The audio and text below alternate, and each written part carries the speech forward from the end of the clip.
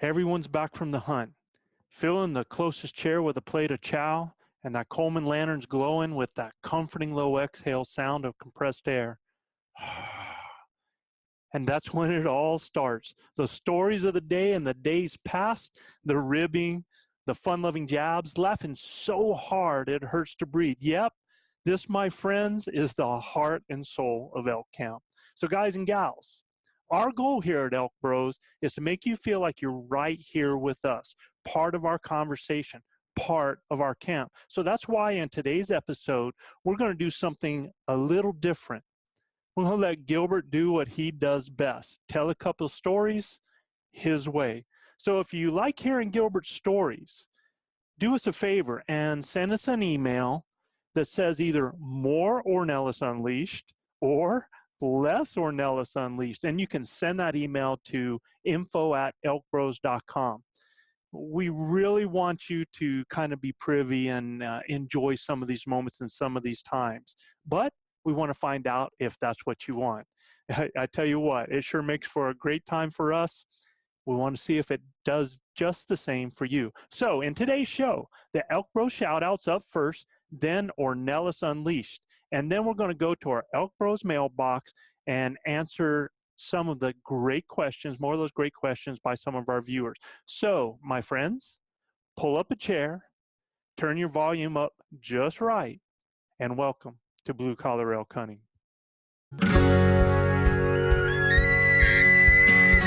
Welcome to Blue Collar Elk Hunting, brought to you by ElkBros.com, with your host Gilbert Ornelas and elk hunting coach Joe Gilly.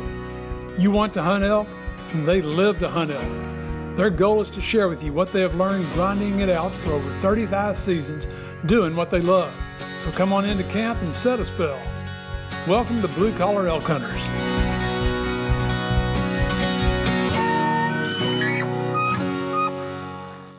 Hello again, everyone. If it's your first time with us, glad to have you. Hope you enjoy the show. And for those blue collar hunters out there following our show, welcome back to Elk Camp. I'm Gilbert Ornelas, the host of the show, coming to you from Spring, Texas, and joining me from New Mexico, your elk hunting coach, Joe Gillia. Where's Chab, Joe? That booger's on vacation, man. He's always on vacation. Always my hero. on vacation. You hey, guys Chab, are my man. heroes. We know you're going to be checking us out, Chab. So hello there, bud. I hope you're having a good time, man. Yeah. Be safe out there, Chab. Don't take no wooden nickels from nobody. All right, Joe. First things first. Yep. And you know what time it is. It's time for our ElkBros shout-outs. Shout-out time. Shout-out time. If you're new to our show, these are just the shout-outs to just a few cities with the most listeners topping our charts this week. Yeah, and we're going to have a first this week, so you guys get ready for that. So topping the chart this week, it's Fred Astaire's hometown, and I might be dating myself now. There might be some of you guys going, who the heck is Fred Astaire, man? But you go back to some of them black and white movies, man, when talent was talent, when people had to sing and dance, Fred Astaire was the man. So Absolutely. It was Fred Astaire's hometown.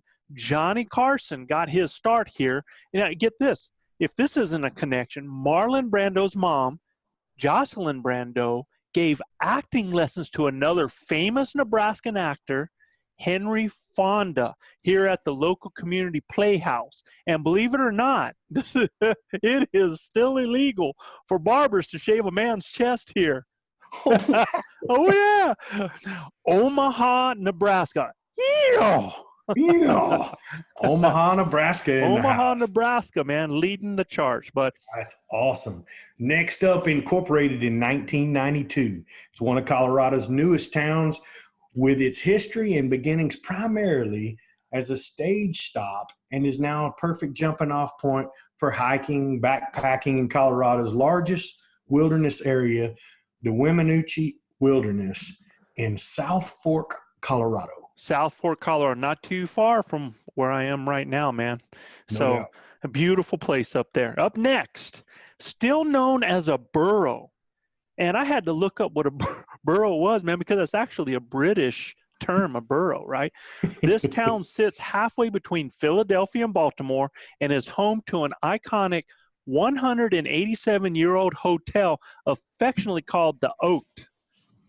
So for many years, man, we're talking for a long time, the only letters on the giant marquee outside the hotel that were actually lit up were the O, the T, and the E in hotel. So, oh, wow. so the nickname stuck, man. They just started calling it, go down to the oak. Oxford, Pennsylvania. Oxford, Pennsylvania in the house. Yes, sir. That's How too cool is that? Too cool. Well, Joe, this is a definite first for us, but it is the second largest city in Manitoba, a province in the prairies of Canada. Yeah. And this area was first inhabited by the bands of Native Americans that, except for the Sioux, most are known to not even many, known. They're not even known for sure to many in the lower 48. Right. The Bungays, the Birdtails, and the Yellow Quills. A big shout out to our northern neighbors of Brandon, Manitoba. Hey, Brandon, man, guys, big shout out to you guys, man. Hey. We get so many listeners from Canada, and it was so cool that we got all those listeners from that area. And you know, when we saw that, the Bungays, Birdtails, and the Yellow Quills, you know, God, there's so many tribes throughout North America that a lot of us don't know about, and it's really cool to hear the history on that. So, okay, last but not least, Gilbert. So we're gonna check you out, man, because I don't know if you're gonna get this place. There ain't no oil field. There might be some drilling, and I'm not going to give you too much of a hint there, so that might get it there. But see if you can guess what it is. And you guys, listeners out there, I'm going to give these hints. See if you can guess. First hint: the only U.S. city to be founded by a woman. The only U.S. city to be founded by a woman. Yep. Nothing there, right? Okay. It has the largest concentration of international banks in the U.S. And now I know a Texas boy, you're going, Dallas, Houston, right? Yeah. International banks. International banks, the largest concentration in this metro area in the U.S. Wow. Nothing. Moving on. The first suntan lotion, and I don't know if you can name it. Remember, there was a little girl with a dog pulling on the bathing suit back there. Do you remember the name of that suntan lotion? I can see the dog pulling the little girl's pants down. Yeah. And all she had dark a little and tan everything. line. Yep. The first suntan lotion, Copper Tone, that's right, was invented here. Really? Yep. First suntan lotion, Copper Tone, was invented here. Well, we got nothing yet, huh? Okay. The only one I could think of is Miami. Boom! Miami, Florida. There you go. Yeah. Yes. Yeah. Bingo. You know, Bingo, Miami's such man. a melting pot, you know, down there in Florida. And there is a little oil field down there, but not a whole lot. I was like, well, offshore maybe or something like that, you know. In fact, the last two hints I was going to give you was the next one was a lot of gold and silver has been found on and offshore by people who visit here. It's believed that pirates such as Blackbeard and Gasparilla left many treasures buried there. So there are still people finding stuff from that offshore and on the actual beach. And that's too cool. excuse me. The real coup de grace that I was going to tell you is the ethnic makeup of the city is 34.1 Cuban, 19.2 African American, 5.7 Nicaraguan, 5.5 Haitian, and 3.3 Honduran. So I think, yeah, it's a true international melting pot, man. It really, really is. Really is, man. Well, Joe, you had said that you had something special for us today. That's right, Gilbert. I do, man. And I want our listeners to know that we're gonna go through something right here now, and we're gonna head to our ElkBros mailbox here in a couple minutes. But we have something special in store, and this came to mind for me last week. And last week we had a great question from Chad Hashin, and that we talked about. And his question was, I know you guys are talking elk, But I was wondering if you have any information to share on bears or mountain lions. Even if you don't hunt them, have you had encounters with predators while closing in on a herd of elk? I have heard stories of cats stalking archery hunters while the hunters have been stalking elk.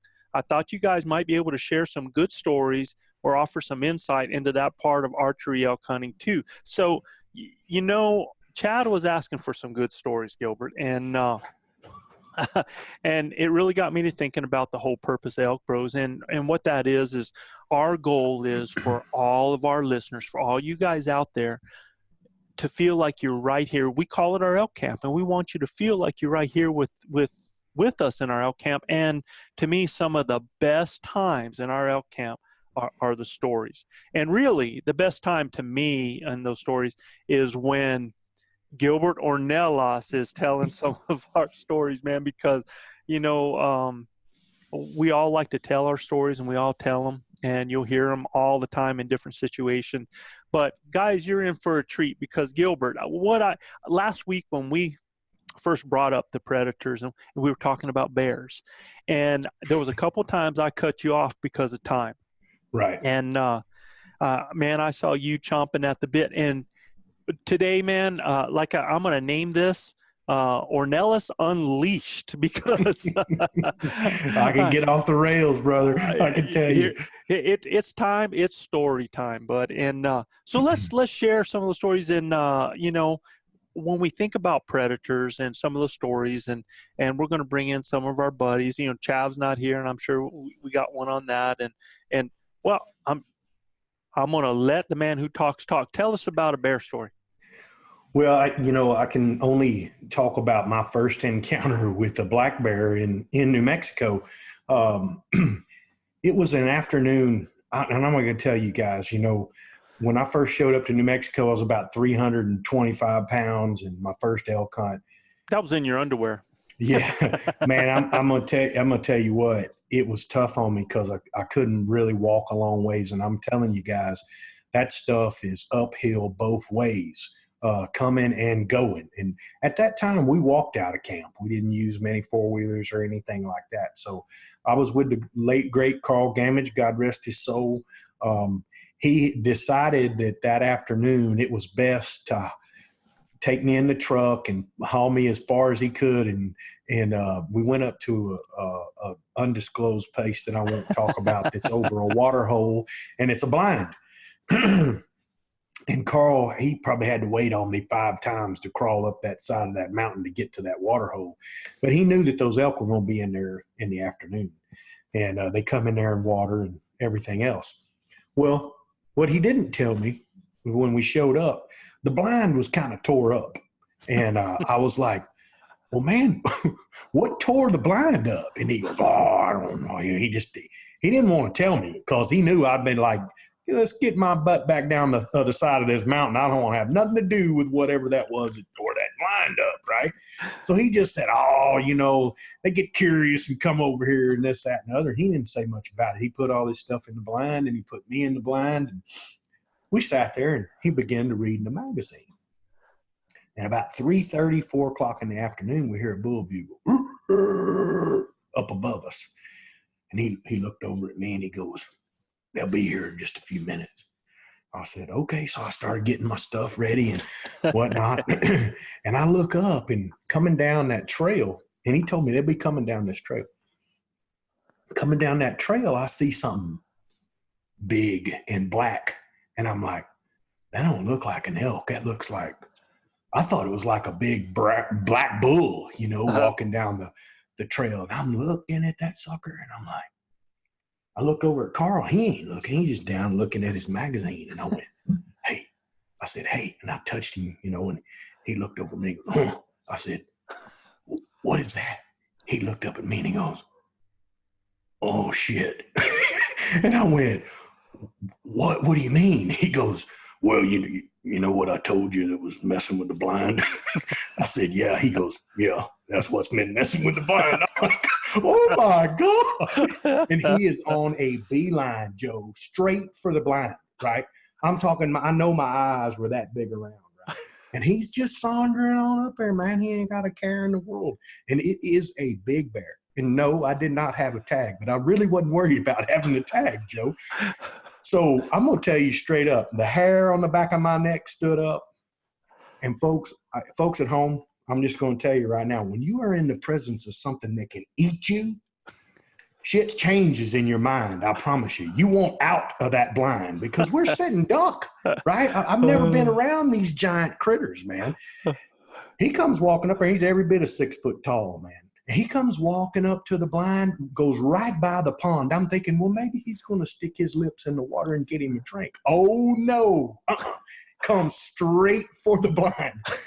So Carl, in his infinite wisdom, he's, got me kind of sitting there. I got my bow up, and he's like, no, don't shoot that bear. You don't have a tag. And I'm like, I'm thinking to myself, I really don't give a damn if I got a tag. I don't want this bear in this blind with me. So the bear gets right up to the blind, and he's trying to look at it. I know he's got to smell us, right? Right. But maybe he smelled the granola bar that Carl was eating 5 minutes before then. And maybe he smelled the water we had in there. I mean, I have no clue, but he was very curious. And I'm telling you, his head looked like a truck tire. I mean, it was humongous, like an 18-wheeler tire.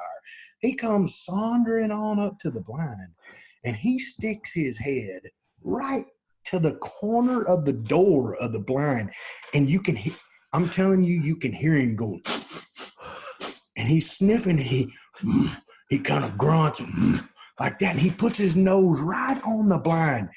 And I drew my bow. When I drew my bow, Carl's like, no, don't shoot him. He goes, he will shred this blind and kill us both. I'm thinking, oh my God. I'm serious, people. I am just about ready to freak out and lose my mind. I'm at full draw, and Carl takes his hand, and Carl had a pretty good sized paw, man. This is a DI drill sergeant. Ain't scared of jack, right? He takes his hand, and he backhands that bear in the nose through the blind, and that bear does a double backflip. I mean, and when he backflips, he gets his rear paw hung between this log that's overturned, and he goes to biting his own leg like somebody's got a hold of him. I'm telling you, man, I'm at full draw. The bear takes off running up the hill, goes past the pond, and he's about 60 yards away, and he stands up on all fours, and he's looking at me and Carl in that blind like, what in the hell was that? Right? And Carl goes, hey, big O, you can shoot him now. And I'm like, bullshit, I'm ready to go. Let's go, Carl. I said, I don't want to stay here no more, man. He said, oh, you big baby. He said, he's just a bear. He's just like a big raccoon. I said, oh, no, Carl, that's way bigger than a raccoon. And I'm telling you, we were like dinner here, So, guys, let me tell you, bears are very curious. And if they see a blind or you've made something, I tell people all the time, when you come in your home, and somebody has moved your furniture around, you immediately know it. So when you come in their home and you put something up like that, they know exactly what's out of place. Oh, they don't like that being there, man. I mean, they ripped up a number of blinds down. Man, I'm telling you. And we were inside it, so I didn't want that going on, Joe. Right? I mean, that's just one of many bear stories that I have, right? We talk about Carl all the time, and my brother. Yes, sir. And for you listeners out there, you need to understand that Carl was a very special person in our lives. I knew Carl for a long time. I coached both his kids, and we had a relationship that went beyond hunting. And when it came to hunting, and when it came to Carl, I tell you what, there was no other person. If Carl said he had your back, he had your back. And 100%. He was somebody to ride the river with. And we lost Carl some years ago. And that's one reason that this ElkBros group is together, because after Carl had passed, a bunch of us that had hunted together with Carl said that we were going to continue to be together at Elk Camp. And so our brother, has never.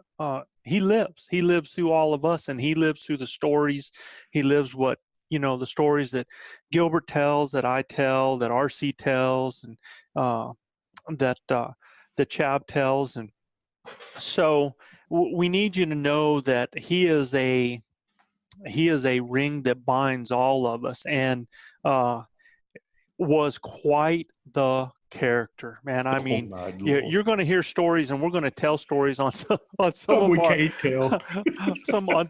and there's some that we can only unleash so far, because he was a bird, and I mean, he was a catbird, this fella. In fact, Gilbert, what I want you to do, just for this time, so people can kind of get an idea about this, is, I know you have a story about the first time you didn't necessarily meet him in person, but tell us the story about how you got to know Carl Gamage, first of all. Yeah, like you said, Joe, Carl's he's the binder of this group, right? Without him, we would never have met at all. Yeah, and truthfully, this is really weird how this goes. My brother-in-law, who's now not married to my sister anymore, but he's my ex-brother-in-law, but he'll always be my brother-in-law. His name is Matt Schneider. He's married to a young lady that carries the name of Barty. And Terry Barty is my taxidermist. And Terry Barty is one of the finest taxidermists in the city of Houston, Crosby, surrounding areas, just museum quality work, right? Mm-hmm. So at the time, I was hunting all over the country and taking clients, 20 or 30 of them at a time. And I was going to turn 40 years old, and I really wanted an elk hunt with my bow. I'd seen it on TV, and, I'm a pretty decent shot with a bow. And I figured, well, if I can get me within 50 to 70 yards of this animal, I'm going to be able to crush him, right? Well, little did I know there ain't no damn air up there. Somebody sucked it all up before I got there. Terry Barty gave me the number. He said, look, you want a real elk hunt? I said, absolutely. I want one in the mountains where, I'm going to stay. It don't have to be in a lodge. I can hunt in a tent. He said, only one guy to talk to. He said his name is Carl Gamage. He has custom hunting services out of Angel Fire, New Mexico. This was a Texas boy who defected and went to the mountains in New Mexico. He found God. He did, 100%, in more ways than one, Joe. Yep. Terry Barty told me, if you want the real deal, you need to call Carl Gamage. So I did. And when I called him on the phone, Carl's a drill instructor, so drill sergeant. This guy pushed troops, right? And men, they were his project. Mm-hmm. So this guy's real gruff, rough around the edges, but kind of soft in the middle. We kind of softened him up a little bit, I like to say, through some time and some definite prayer, right? But Carl Gamage, he gave me everything I asked for and then some. But when he answered the phone, he said, hello. He's real gruff. I said, this is Gilbert Ornelas. I said, Terry Barty gave me your number and said that you might have an elk hunt. I said, I want to come bow hunt elk. He goes, huh, hell you say. I said, yes, sir. I said, I'd like to come bow hunt. He goes, hell yeah, everybody else would too, but ain't nobody killing them up here with a bow. I said, oh, really? He goes, we'll talk about it. He said, but I'm telling you, it's hard as hell up here. He said, you're a bow hunter? I said, yeah. I said, what kind of money? He goes, well, wait a minute. We ain't going to talk about money. He said, we're going to talk about if you're qualified to come up here and hunt with me. And I'm like, qualified? Man, if I got my money's green as everybody's, And he said, no, he said, I'm going to tell you right now. He said, this is tough hunting up here. He said, not just everybody can come up here. He said, where are you from? I said, Houston, Texas. Oh, God. He said, another Texas boy. He said, well, I got to tell you, I got a soft spot in my heart for them Texas boys. He goes, I were one at one time. I said, oh, is that right? So we got to talking and everything. He said, well, I'll tell you what. He said, here's how much the money is. He said, if you don't send me no money, you ain't coming on a hunt. I said, okay. He said, and you got to sign all your paperwork first. I said, all right. So he mailed me, not emailed, not texted me. he mailed me, U.S. mail, all of my paperwork.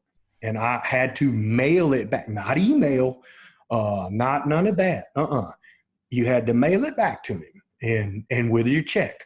And when he got the check, he called me the next day that he got it. And he said, okay, you got the hunt contract. He said, I'm going to put you in for the draw.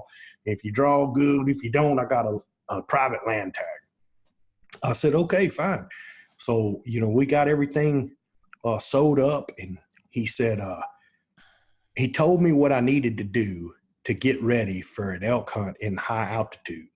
He said, I'll tell you what. He said, you got a Walmart by you? I said, yes, sir. He said, go to Walmart and get one of them Walmart bags and put it over your head and tie a knot in it down there and then poke one little hole through the bottom of it and go run around the block. I said, if you don't pass out and you don't die, you can be ready to come up here and hunt. You'll be ready. I said, I don't know if it's true, but I tried it and you can't do it. I'm going to tell you right now, you will pass out. And my wife said, you are not going out there looking like that. I said, well, that man said that I got to put a bag over my head and go around it. Man, I'm telling you, Joe, I tried all of that, right? But it didn't matter. What I didn't understand was that he was trying to tell me I needed to lose about 75 pounds, 80 pounds, and then I might be able to walk with him. And that boy's rolling at the camp going, you know that boy, he done did what I said. Well, dummy. Oh, yeah. If Carl Gammons told me to stand on my head and cluck like a chicken for 25 minutes, I killed a bull elk, I promise you I'd have done it, Joe. That's how bad I wanted to kill one. He was a character, wasn't he? He was the best. I mean, salt to the earth. And if he told you a jackrabbit could pull a freight train, you better hook it up, son. Yeah, said, right. That's just the kind of guy he was. He was no bull crap about him at all. And I hope I'm not offending anybody out there. I've let a few little cuss words fly, but this is Ornelas Unleashed, and I promise you I have toned it down some. So if you're in elk camp with me, don't wear your feelings on your sleeve. That's so for sure. And so everybody knows basically, because when we talk about blue collar elk hunting, and I have nothing wrong with people using guides for when they come out, and a lot of people that, again, I've worked with people of all income levels, and you guys did something so that you could learn about elk hunting, and then you have continued to hunt with me, and it's become something that has continued from that. And the people don't know the story. People don't know the backstory about why you were doing what you were doing either, Joe. Yeah. And I won't allude to that at all, because I know that was something that you wanted to keep to yourself as well. And what people don't understand is if it wasn't for guys like Joe Gillia and Carl Gammage, the world would be a much duller place. I'm going to tell you that right now. They did so many things to help so many people.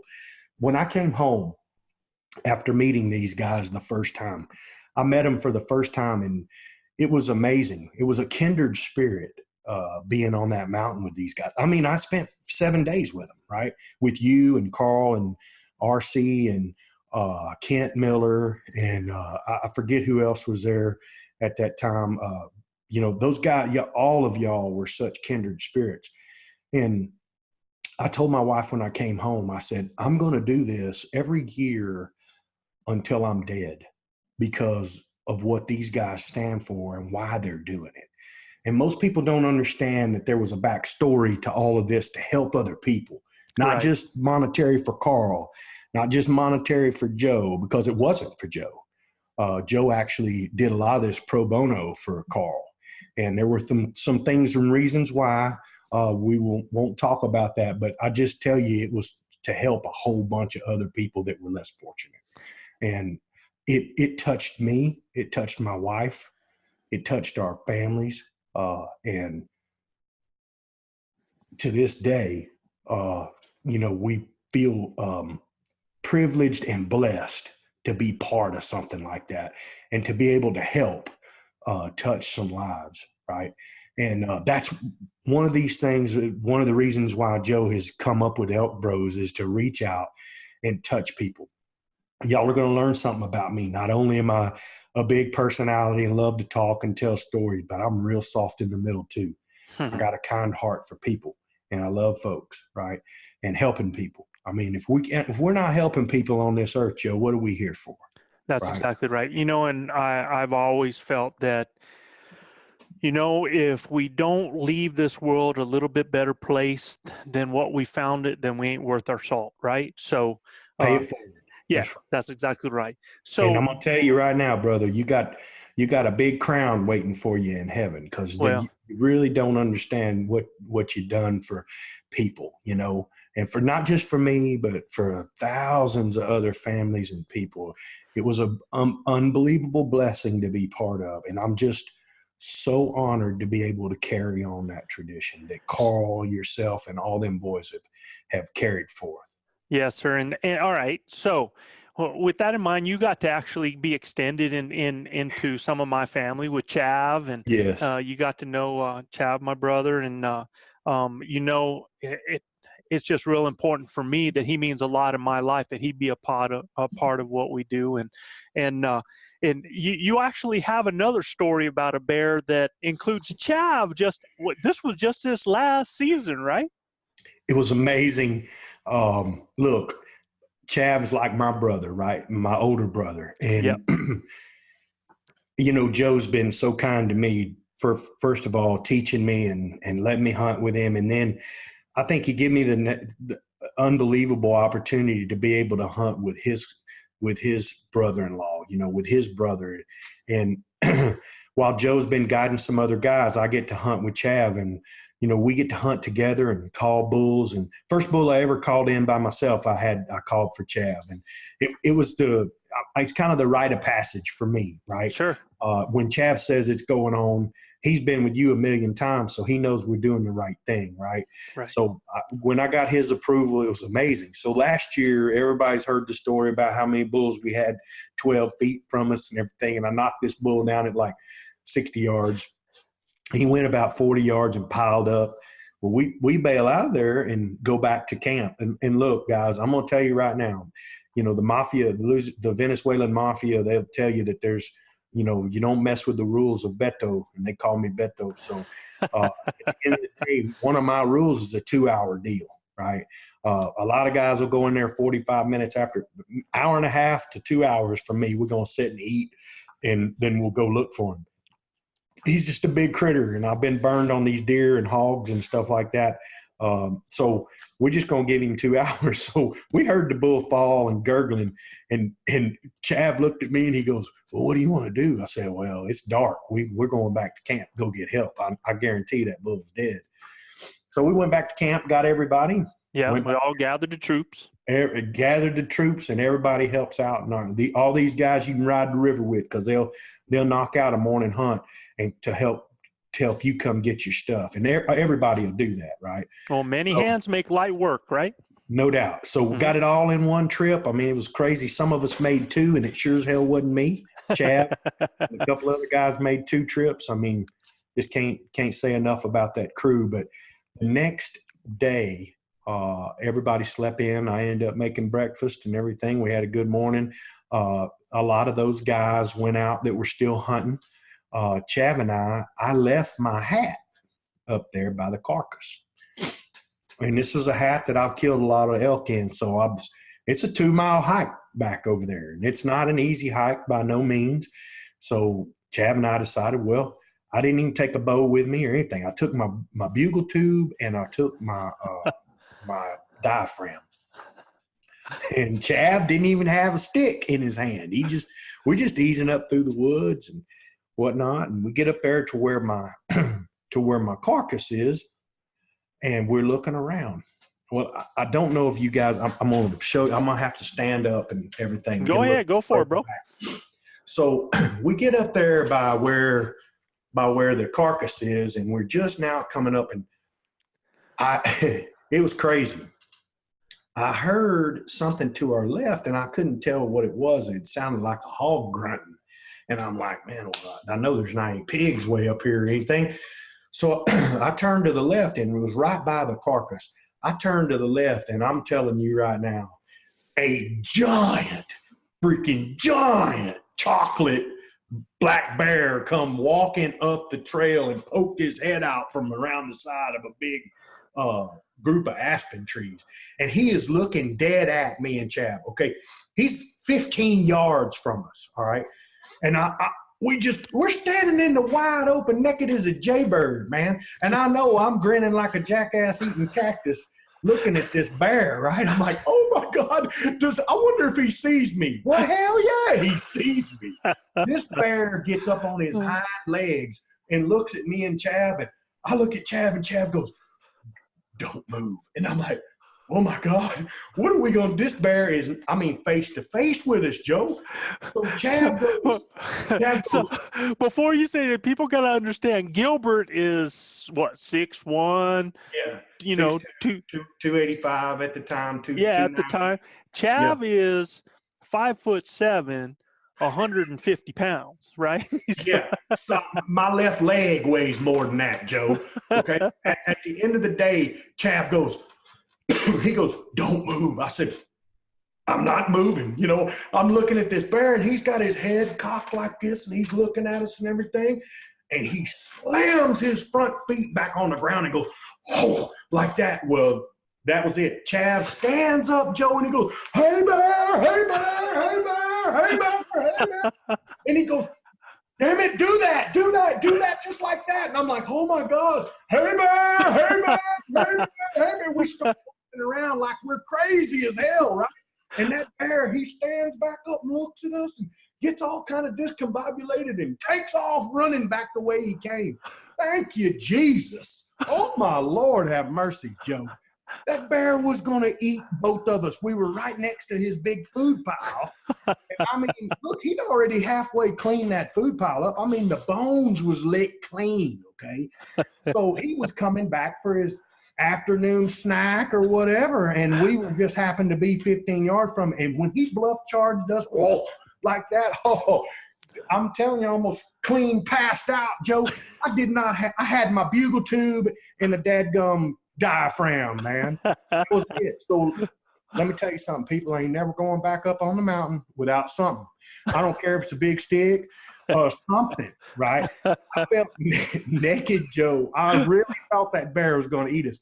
But if Chav wouldn't have went, hey, bear, hey, bear, hey, bear. Throwing his arms up in the air. Throwing his arms up and stomping around like he was a Sasquatch. That's what we were doing. Hey, bear, hey, bear. I'm telling you, man, I tell that story and people just lose their mind laughing at me, I'm telling you, he got mad at me. I wasn't doing it. Oh, come on, damn it, do that. I'm like, Chav don't cuss. Okay, I'm telling you right now, brother, he cussed at me. Damn it, dude. I'm like, okay, Chav. I would have done anything to keep that bear from eating our ass. I'm telling you, straight up.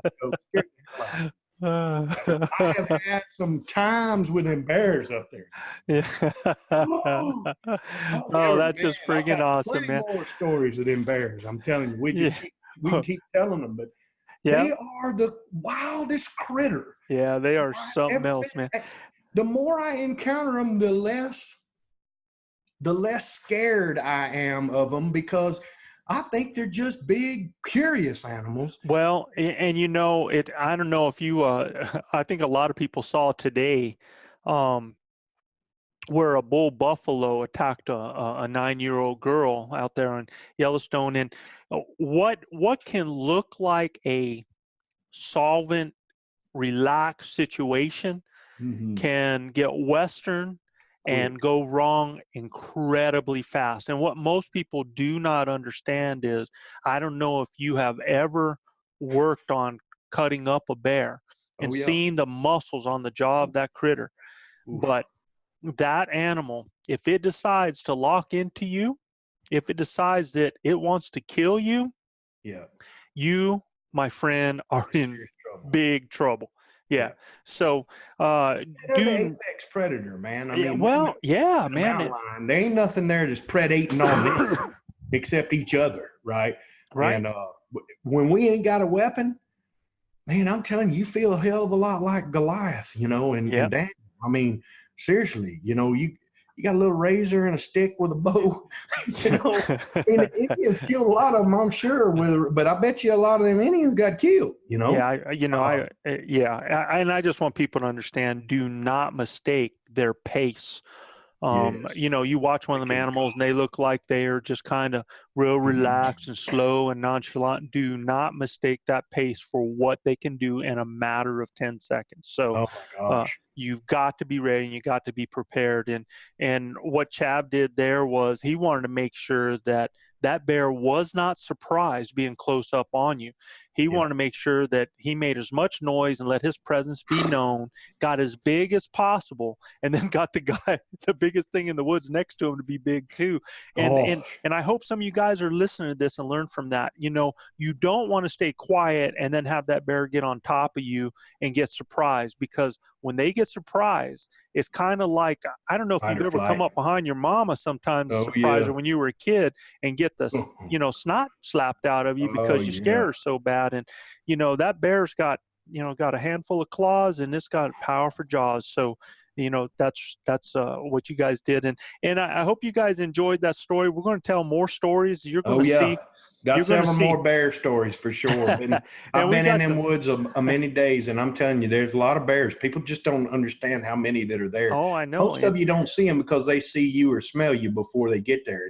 And I really think they're a little more cautious of you than you are of them, unless it's a sow with cubs. And Well, I've been yeah, in those and situations. especially in the wild woods. You, like I said, you get into a town, it's a different story because they've lost some of that. But they are scared of you, and I've never had one, a black bear, actually ever come in when I'm on an animal, working an animal or anything. I've never had anything like that. They don't want to be in that situation. They're going to stay clear of it. So I hope you guys enjoyed that little session. And anytime you see Ornelas Unleashed, we're going to do just that. We're gonna let Gilbert tell Gilbert's story, Gilbert's way, and I appreciate it, Joe. That was a lot of fun, brother. I mean, those bring back such great memories of Carl and Yeah. you know, my time with Chav, and then coming back to Elk Camp and telling you guys these stories. I know Manano and them Venezuelan mafia boys, they just laugh and have so Oh much God, fun. they We're laugh pretty to the. animated. Yeah, it's a lot of fun. And so you got a little bit of a taste of our elk camp there, y'all. And there's more of that to come. So again, throw us an email. If you want to hear a little bit more of Ornelas Unleashed, then send us an email at info@elkbros.com and just say more Ornelas. And if you didn't like that and you think all this is a waste of time and you'd rather learn a lot more stuff that during that time, then just say, you know, just send in info and say Ornelas, you know, not so much. All right. Yeah. Hey, look, Logan told me that I had to tell the bear story. He said, you got to get up and do your hands. He goes, I'm telling you, people are rolling the floor, Dad. Oh, I said, Logan, I said, I'm telling you, that was all true. I said, there ain't a word of that I've embellished. That's and look, definitely. I'm a fisherman and a hunter. I will embellish a little bit, but I'm telling you, that was all straight up the truth, brother. Well, yeah, I've heard your embellishing of that story, and there's a lot more to that too. Oh, yeah, for sure. So let's go now, and we got a lot of stuff from we got a lot of letters that came in, and to our ElkBros mailbox. Yes, sir. We're going to go to our ElkBros mailbox, and we had to last week we had to kind of get off of it. We didn't have so much time. So in the lineup today, we got Zach Reiswick from Idaho. We got Tim Curtis from West Virginia, Chip Nelson from Jamestown, New York, Brian Atwood from Albuquerque, New Mexico, and Matt Felsposh from Michigan, and Rich Strait from Lincoln, Nebraska. We've got you guys in the lineup. We're going to start heading down it. If we don't get to you, because you know, like one of our fellas said, you know, Zach actually sent me an email and said he loved the fact that we didn't get to his letter because he likes the way that we flesh out the questions and try to cover it. So that's our goal. We want to make sure everybody's learning. Again, like Gilbert told you guys, our goal is to make you guys better elk hunters and doing that. So we're going to get started. So Zach Reiswick from Idaho, his question was, what great wisdom can y'all impart on me in regards to late season cow hunts? The biggest thing I'm wondering about is calling to them. As I've listened to the podcast, I've noticed it's mostly focused on archery hunting for bulls. A lot of what y'all have talked about translates easily into rifle hunting, which is what I'll be doing.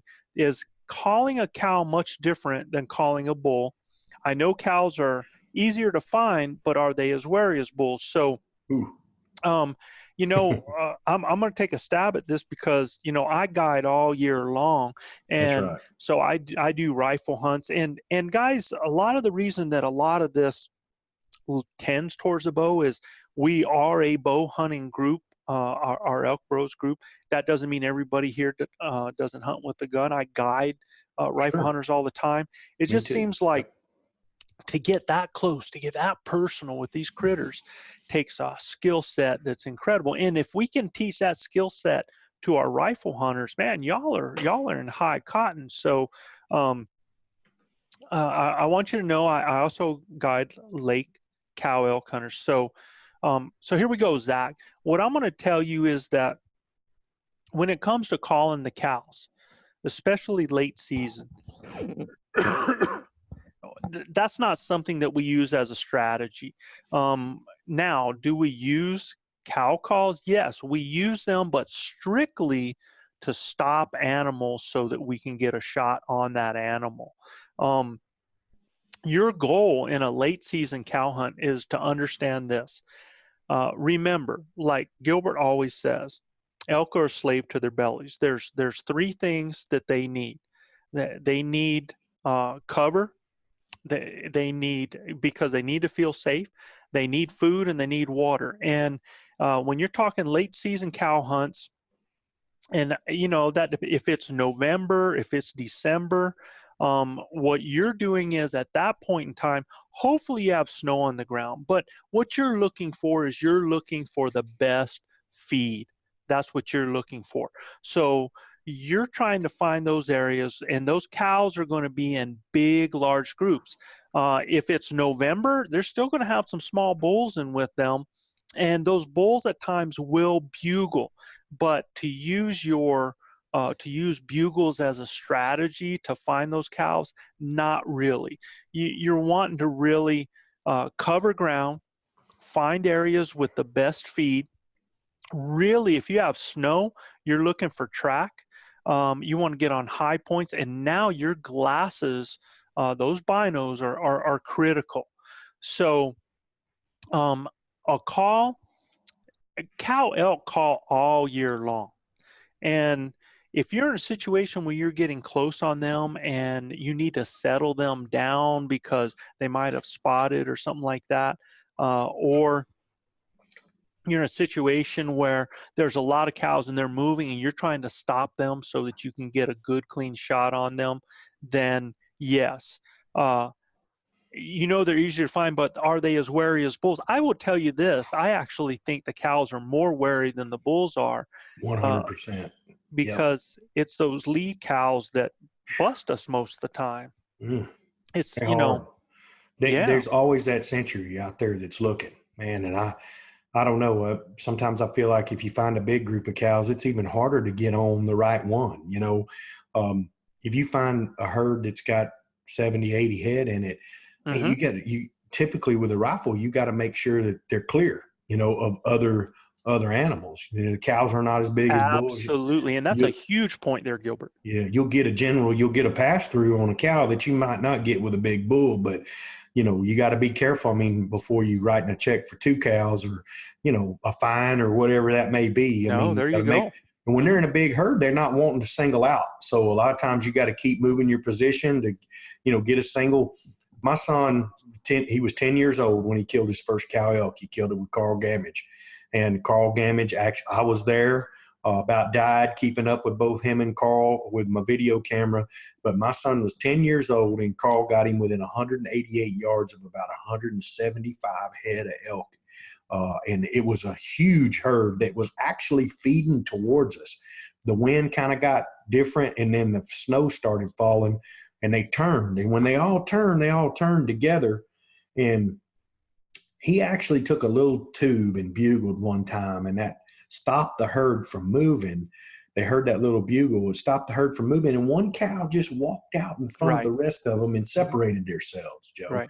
And that's really where and he had to make a 188-yard shot. I mean, that's off of sticks. For a young man, that's a heck of a shot. The front end or the back end of that herd where you're going to see the separation. Yep. And it's hard. It's not easy. I'm telling you, I feel like it was harder to kill that cow than it was on some of the muzzleloader rifle hunts that I've been on for bull elk. Now, I will tell you, Zach, that, for these animals, now these southern slopes, if there's snow, you always hear us talking about feed areas and stuff like that. But if there's snow, those southern slopes and those west slopes now become better areas, because now they do get that more sun, and they do get windswept, and they get, thinned out to where those animals can get to those. And a great strategy for lake cows is, if you can hit fresh track on them, get in behind on those animals and just start bird dogging that track. Those animals are heading into the wind. So really helping you to be able to move up and get on those animals and look at their track. If their track is meandering back and forth and they're covering a lot, they're going to be in a situation where they're trying to scrape grass, and they're moving, and they're eating, and they're moving, and you can catch up to those critters if you make your move right on that. So that's a real good strategy right there. But looking on those bare slopes, they will even bed down on those southern slopes in those areas where there's not so much snow cover. Catch that midday sunlight. Yes, sir. Yeah. So good luck, Zach. Yeah, let us know how you do. Hopefully we helped you a little bit. Yeah, go get it, buddy, and put some meat in the freezer there. Next question is from Tim Curtis from West Virginia, and Tim says, we hunt an OTC unit, over-the-counter unit in Idaho, that is not pressured very much due to lower elk numbers and wolves. The group has killed an elk, and each year there has been an opportunity to do so, but it's tough because the elk just don't sound off very much. Question: what would you recommend for strategies when you hunt wolf-pressured areas where the elk seem to be silent? I'm sure more low-key calls are happening, but as far as bugles, we don't hear them very often at all. And so what I tell people, Tim, with this is that those elk are still sounding off, but they're not going to sound off in the areas where it really, really carries. So I think midday hunts up in the thick of the trees, and I'm trying to see, I'm not sure what time of the year that you're hunting this. If I assume that this is a bow hunt in September and these animals are rutting, then being up in those trees in that midday hunt, and you hunt like a wolf, you think about the fact that these animals are not, they're going to move a lot more in wolf country, because they push them.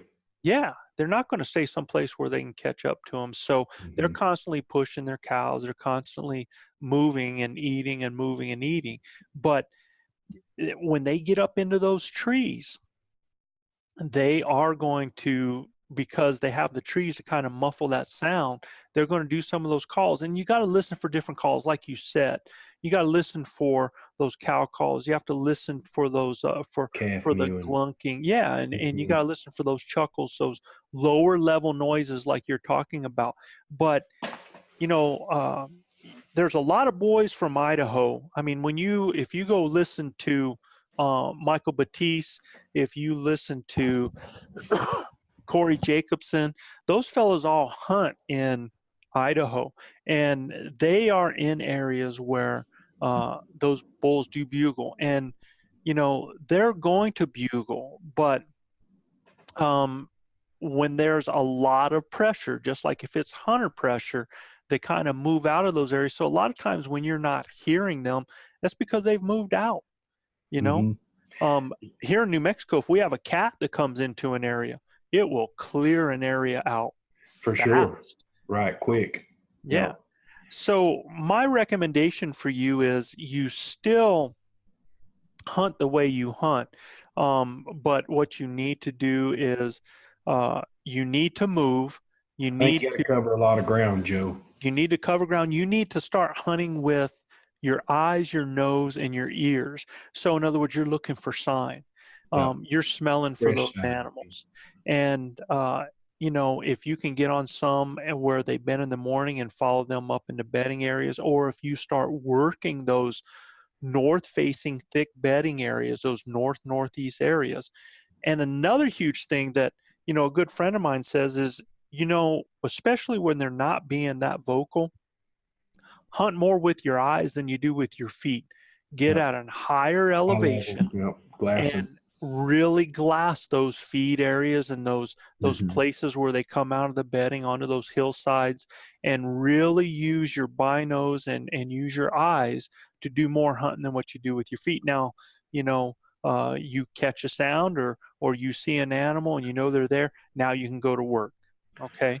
Joe, I hunted an area on the very far eastern side of New Mexico, almost to Trinchera, Colorado, up on that, I guess it's like around Folsom. I forget what, Johnson's Mesa area, I think is what they call it. Right. Every morning when we start out, we'd never start out just calling or walking or anything. We'd go to the highest point and we'd sit up there and we'd watch glass and see where those elk would come out down below us. And then that's where we'd form a plan, which way the wind was going, stuff like that. And we were rifle hunting. Right. And we'd form a plan of how to get around on those. And he knew where those elk were going to go, to their feeding areas and to their bedding areas. And we'd formed a plan on how to go cut them off. And I thought that was it's something I'd never done before. And I thought that was a really interesting way to get above them. You see them, you know where they're at. And then you make a plan on going down, you get down below them and go get them, Sure. So it was we used a vehicle. Some guys use a horse. At the end of the day, it was we used a vehicle to get around the backside of them, but we were up on top of this big mesa looking down. And it was unbelievable. But we spent 2 hours every morning glassing. Well, I think Tim has a huge advantage here because it's an area that they have hunted before. So you should really know where those vantage points are. You should know those areas where you have seen elk before. So you have the ability to, really use your binos to scope those areas out in your first few days, locate them, and then, like Gilbert says, formulate a plan and go in and hunt them. You don't have to scream at elk to get elk to come in. Once you know where they're at and you get there, if you start using think about the environment. What are they doing? If they're not screaming, you shouldn't be screaming. Right. That means that you're using those cow calls. That means you're using those low guttural noises, that you're using the chuckles, that you're using the glunking, that you're using the panting and those types of things. And my number one most expensive call that you can use, raking a tree. Yeah. That call right there is perfect, man. Joe, for me, if I can see them, I don't even necessarily, unless I want to position them or change something about the herd, I'm not saying a word. If I can get in there on them, get between a bull and a cow, or if I can cut a group of cows off, right. I'm not saying anything because, depending on whether they're talking or not, if I can get between a bull and cows, it's over. Well, pretty much the scenario I'm seeing, Gilbert, is if you're at a high vantage point and you see animals down there, and by the time you get down there, they're heading up. Well, now you can follow them up into their bedding area. And when you follow elk up into their bedding area, do not follow behind them. Right. Get to the side hill. Yeah, you want to get on the side of them, paralleling them. That's right. And with the wind, coming from the animals to you, preferably, but you want to try to stay as much to the level as you can. And it's going to be hard to do because they're hard to keep up with. But in that country in Idaho's big gorges and stuff too. It's not flatland country. No, I know that stuff's tough, mountainous country, and I wish you all the best of luck, brother. It's seems like the wolves and everything. I'm sure. I wish you all the best. That's a tough deal when you got to deal with wolves and grizzly bears or something. And it is. But when if you find some going up in there, look at your onyx and look for benches that are happening on those topo areas, because that's a good, especially any benches that are about 2/3 of the way up the hill or 1/3 down from the top of the hill. Those with water. If they got water, that's even better. Yeah, for you to be off of those animals And after they bed, and then around, anywhere between 11 and 1 o'clock, start using low sound, start sounding low guttural noise, start using raking, and try to bring that bull into you. Okay. Good luck, Tim. Bull calling. Good luck, Tim, with that. Let us know how you do, Tim. We definitely want to have a follow-up with some of you guys. Chip Nelson from Jamestown, New York. I've been DIY archery elk for 8 seasons. Called in and had my buddies tag out. Awesome, bro. I hear there are a lot of folks hunting my unit this year, but guessing it can't be more than Colorado.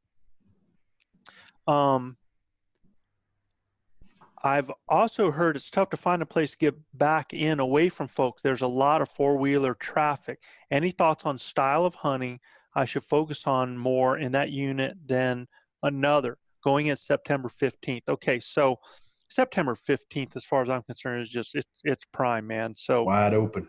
Yeah.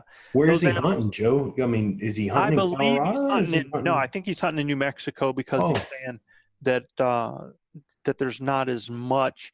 In fact, I'm going to kind of see if I can pull up his letter here real quick to make sure, because I tried to leave some of the leave some of the stuff out of there. Yeah. So we ain't giving his hunting area away. Yeah. I didn't want to be. We do some of that too. Yeah. So he's actually hunting in New Mexico, and and he says that there's a lot of four-wheeler traffic, and so he's saying, any thoughts on style of hunting? And I'll tell you this. First of all, Chip, on that 15th, it's a great time to be out in the woods. As far as ATV traffic, I really don't worry about it, man. Where we hunt, we get all kinds of ATV traffic. Ain't that right, Gilbert? Oh my gosh. Yes. And I don't worry about other hunters necessarily, because a lot of those guys are really going to stay to that. We use ATVs quite a bit. Yep. But we use them to be able to get to a location so that we can get on our feet and hunt from there. But we'll drive a couple of miles and put 6 on our feet. That's right. So a lot of guys will be on their bike, hit a bugle, listen, nothing, boom, they keep right on rolling, right? Right. Whereas, if you move on your feet, you're going to hear a whole lot more, especially if you can get away from the sounds of it. I think the big key to that, man, is again, we're huge on being out there a couple of hours before daylight. So if you've done any night bugling and you've located, and that's huge, Chip, get out there early. Be the last one out of the woods. And when you're coming out, take your time. If it gets dark on you, now listen for some of those bulls that might be sounding off right after dark. Yep. I'm not telling you start calling to them. You just want to hear and location where they're at. Mark it, put it down on that Onyx on your GPS, and you want to be there 2 hours before daylight the next day. Yep. Where I know where you're hunting because I've hunted that area, and I have been on multiple bulls within a half mile of ATV trails there that other people were driving by and never even heard the animals. So, and a lot of times I'm on them before those animals even get on them. So, don't let that bother you, Chip. Yeah. And don't worry about calling. Don't worry about calling in another hunter. Do your thing, but make sure you utilize those couple of hours before daylight. Make sure you utilize, if you end up having a full moon at a night, that you're out there calling at night and locating. Yeah, you're going to miss some normal night sleep, but get out there and hunt those boogers first Can't thing kill in the them laying morning. in bed. Yeah, and then when they go in bed, you find a place, take that little nap, that mid-morning. Oh, there's no better sleep, man, than how to. It's a little weird sometimes when you wake up and you're like, where the heck am I? For a couple of seconds. Right. But it's great sleep, and I'm one that likes to hunt elk the way elk are. So when they're eating, I want to be where they're at when they're eating. When they're sleeping, I'm going to sleep. When they're being active, I want to be there when they're being active. So, right. Just think about that. And Yeah, I mean it can be tough at times, but maybe every third day you need to like sleep in and do something a little different. But I'm telling you, fella, don't worry about the four-wheeler traffic. A September lot of 15th is going to be wide open, brother. You ain't but a few days from the equinox. It's yeah, and going to be and wide open. I tell you, don't necessarily dive off what everybody else does. Find locations in between there where you can park your bike and you can dive off and go down into some areas and just be that early bird. Okay, that's the biggest thing that I'm going to tell you about that. Um, Let us know how it goes, Chip. We want to see a picture. So I think this last one is going to. I think the last one we're going to handle today, Gilbert's going to be Brian Atwood out of Albuquerque. Hey, Burke! All right, man. All right. Glad to New get a Mexican question. in the house. New Mexican in the house, and Orderly. then Matt, you have. I broke your question. Matt's. He's a 27-year-old from Michigan, and this boy's he's another Carl Gamage dude. He shoots bow. And man after his own heart. yes, sir. And so, Matt, I've broken yours down into 4 separate parts, and then we have Rich Straight from Lincoln, Nebraska. So you guys will be first on our list on our next mailbox. We'll hit that. And there's only one thing I'm gonna hit on Matt before we get here. But let's go do Brian. Sure. Brian's question was, he said he was curious about. That's so funny. We just got done talking about this. He says we're curious about your technique for locating elk in the dark. I believe I heard Gilbert say something along the lines of driving around on a UTV and doing location bugles. Is this a technique you use or is this effective?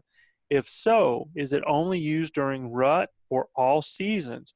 Bow, rifle, muzzleloader. So now, when you're going to do any night bugling, I would tell you the best thing is to either do it when you're coming out of your hunt because you're coming out in the dark.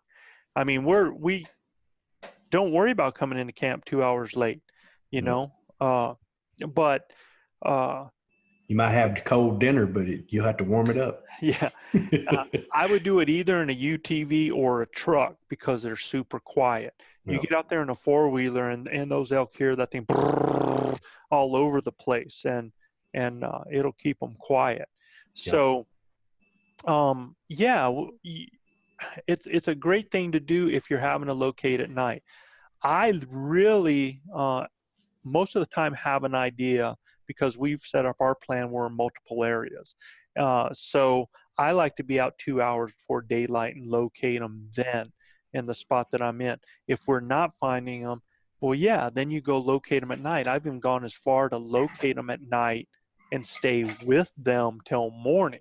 Yeah. But, you can, you can talk to different guys. Depends on your area. You can do anything from 2 miles to 4 miles to 6 miles. And there's guys that do it up in Colorado and in Idaho and different places. They'll drive 20 miles in their truck just to call into a different basin to see if anything is giving them a yell out there. Yep. So the whole idea of what we're talking about is to basically find high areas where you can call into any kind of basin of some kind. Now, we're not really, really steep where we hunt, right, Gilbert? But no, not necessarily. I mean, 10,000 feet, probably the top part of where we at. And then down at the bottom is probably 75, 8,000. Yeah. So it's not, it's not 13, 14,000 feet like some of those Colorado boys hunt. But we try to find a ridge where we can call out over an area so that we know that call is carrying. Mm-hmm. It's just a location bugle. And all we're listening for is for something to call back to us down there. And once that happens, we're not trying to play with it and start that animal trying to get them to come into us. We just want to locate where that sounds. No, and we actually use our UTVs in the morning time. I mean, the morning I killed my big bull, we cut the UTV off. I put my backpack on, grabbed my bugle, and I let one out. And man, I'm telling you, it's like a sea of them. I'm like, oh my! I looked at Chad and I'm like, oh my gosh. So we were like, which way do we go? The herd's in front of us. We had 40 bikes just pass us, Right. So we just sat right there. We didn't know which way to go, right? So we just sat right there, and I kind of real loud with my bugle tube. I actually used the tube to project that cow call so it gets a little deeper out there. And man, that bull, it lit up in front of us. We went to him, and he was already gone by the time we got to him. And he was probably a 2.5 mile, 3 mile walk, gone. But what happened was the perfect storm happened, and there was another herd coming to us, and it blew up in the middle of us, right? Right. So, right. When you use your UTV to actually, we stopped and we were deciding we were going to hunt there, and we heard another bull blow up above us. So we just used the UTV to get it to the top, right. and then cut it off. Understand those UTVs are really, really quiet. They are. He's got it designed so it's just like a truck. It can move around real quiet, and it's a good deal to be in at night. It's a good one to be in the morning. So it's basically just moving from area to area, and you don't want to, if you're in a truck, you don't want to get out there and then turn the truck off, open the door, shut the door, because if there's animals around there, they hear all that. Just call outside your window or from the UTV when you're doing that after you turn it off, and listen for any responses. And I tell you, guys that are with you, man, I tell you, when I give a call and guys start opening zippers or drinking stuff or eating something, man, they get a look from me because Joe can't hear anyway. So if he's hearing it, it's loud. That ain't the time to be doing that stuff. You're supposed to be listening. So that's real critical. We get a lesson 101 real quick. And, for sure. As far as only during the rut, not necessarily. Well, so bulls will be sounding off. There's different ruts. You got the pre-rut, you got the peak rut, you got the post rut, and some of these animals will even be bugling up into November. But there's a certain time when I'd say up until the end of October, you can bugle and get responses from elk.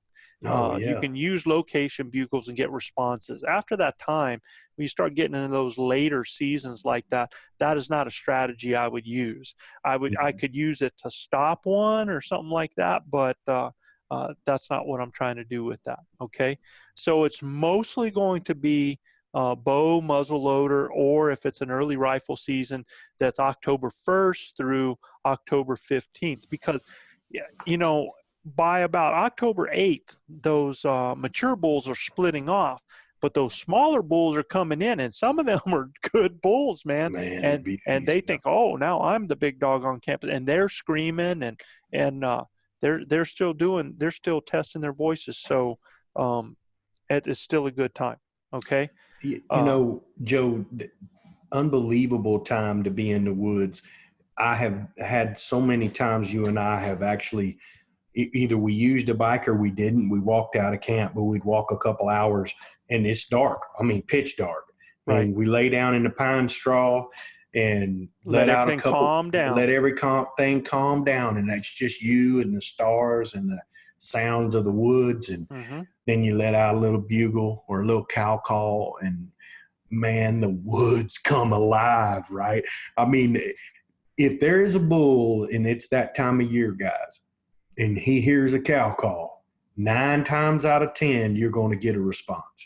And when you do, you gotta understand that if it's 2 hours before light, you just need to know where he was at, and then formulate your plan with the wind to get in there with him. And if he keeps it up, that's when you know it's on, right? A lot of times he'll hit it again, and 5 minutes later he'll hit it again, and I'm like, oh my gosh. And we've only did it once. Right. But the bull keeps telling you what's going on. So it's the coolest time in the world to be in the woods. You definitely are taking the temperature of that animal and reading that animal as to what, let him dictate what you're going to do. Okay. Amen. All right. I'm like a kid in the candy store when that stuff's ready to roll, man. Brian, I'm sorry, Gilbert. Go ahead. No, that's okay. Go ahead, brother. Brian, I hope we answered your question. Good luck, bro, and let us know with that. And then we're going to end there, except for Matt. There's just one thing. I see your setup on your arrows. Man, you shoot heavy arrows. I really like that. I like the penetration deal. But your first question says that you're heading out to Utah this year with your longbow in hopes to get any type of elk, a cow, spike bull. So the only thing I want to tell you is I'm not going to answer your question yet. We've got broken down into 4. We're going to do it next time. But there's one thought I want to leave you and all of our listeners with, is that you said you're heading out to Utah this year with your longbow in hopes of getting any type of elk. And I can tell you, dude, to me, a hope is like a wish. And like my dad used to say all the time, you can wish in one hand and crap in the other and see which fills up first. So I want you to go back and listen to our confidence series at the very beginning, because, buddy, I'm not picking on you or anything like that. What I want to do, though, is I want to change that mentality. I want to find out where your areas of possible failure are, change that, and I want to change that hope into a confidence, that you're going to go into the woods knowing that you can take an elk this year, and because you have all the things ready to go. I want to change that hope from a prayer into an action, and we want to change that from a wish to an action. So that's the first thing I want you thinking about before we get to you on this next one and we answer your questions. But because I tell you, you're 27, full of piss and vinegar, you shooting that stick bow, buddy. You can make it happen, and we want to try to help you make that happen. All right.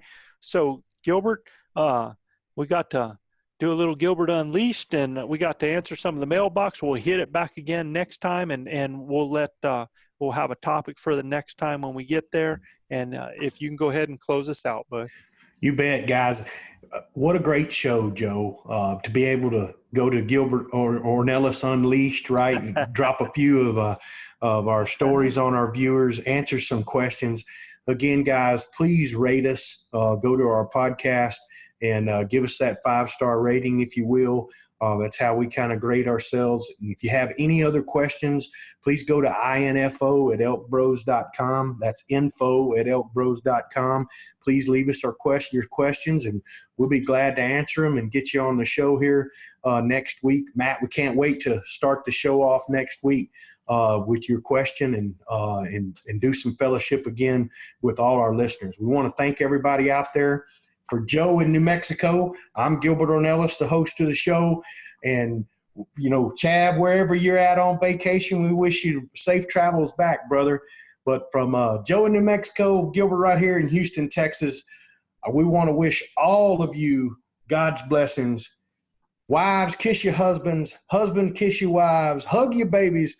Make sure you keep your broadhead sharp and your powder dry. And we'll see you next week right here on Blue Collar Elk Hunting. Guys, have a good one.